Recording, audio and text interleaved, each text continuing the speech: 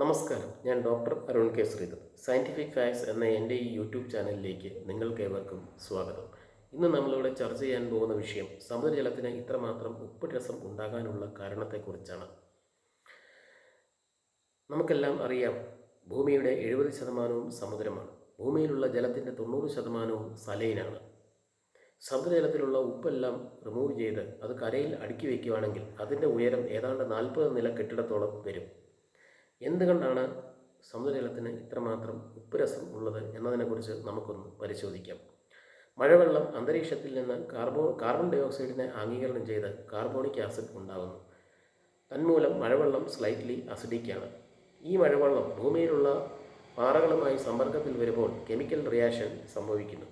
തന്മൂലം പാറകളിൽ നിന്ന് റിമൂവ് ചെയ്യപ്പെടുന്ന സോൾട്ടുകളും അയോണുകളും നദികളിലൂടെ മിനറലുകളും അയോണുകളായി നദികളിലൂടെ ഒഴുകി സമുദ്രത്തിൽ എത്തിച്ചേരുന്നു. ഇങ്ങനെ സമുദ്രത്തിൽ എത്തിച്ചേരുന്ന അയോണുകളിൽ ചിലവ സമുദ്രജീവികൾ ആഗിരണം ചെയ്ത് കടൽ ജലത്തിൽ നിന്ന് മാറ്റപ്പെടുന്നു. എന്നാൽ ചില അയോണുകൾ സമുദ്രത്തിൽ നിന്ന് പ്രസിപ്പിറ്റേറ്റ് ചെയ്ത് കടലിൽ നിന്ന് മാറ്റപ്പെടുന്നു. എന്നാൽ മറ്റ് ചില അയോണുകൾ സമുദ്രത്തിൽ നിന്ന് നീക്കം ചെയ്യപ്പെടുന്നില്ല. ഈ അയോണുകൾ സമുദ്രജലത്തിൽ അക്കുമുലേറ്റ് ചെയ്ത് അവയുടെ കോൺസെൻട്രേഷൻ കൂടിക്കൊണ്ടിരിക്കുന്നു. സമുദ്രജലത്തിലുള്ള സോഡിയത്തിൻ്റെ കോൺസെൻട്രേഷൻ 31%. സമുദ്രജലത്തിലുള്ള ക്ലോറൈഡിൻ്റെ കോൺസെൻട്രേഷൻ 55%. സമുദ്രജലത്തിലുള്ള മഗ്നീഷ്യത്തിൻ്റെ കോൺസെൻട്രേഷൻ 7.7%. സൾഫറിൻ്റെ കോൺസെൻട്രേഷൻ 3.7%. കാൽസ്യത്തിൻ്റെ കോൺസെൻട്രേഷൻ 1.2%. സമുദ്രജലത്തിലുള്ള മറ്റ് എലമെൻസിൻ്റെ കോൺസെൻട്രേഷൻ 1.4%. സമുദ്രജലത്തിൽ ഇത്രമാത്രം സോഡിയവും ക്ലോറൈഡും ഉണ്ടാകാനുള്ള കാരണം അവയുടെ ഹൈ സോലുബിലിറ്റി തന്നെയാണ്.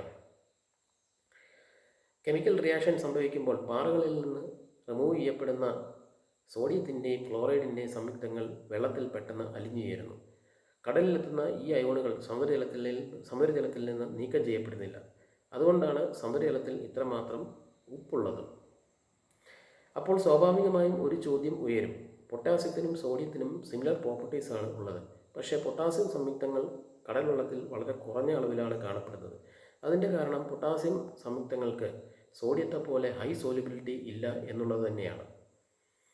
ഈ വീഡിയോ ഇഷ്ടപ്പെട്ടെങ്കിൽ ഇത് ലൈക്ക് ചെയ്യുക. ഇതുപോലുള്ള ഇൻഫോർമേറ്റീവ് വീഡിയോസ് ഇനിയും ലഭിക്കുന്നതിന് വേണ്ടി ഈ ചാനൽ സബ്സ്ക്രൈബ് ചെയ്യുക. ഇനി മറ്റൊരു വീഡിയോയുമായി വീണ്ടും കാണാം. അതുവരെ നിങ്ങൾക്കേവർക്കും എൻ്റെ നന്ദി, നമസ്കാരം.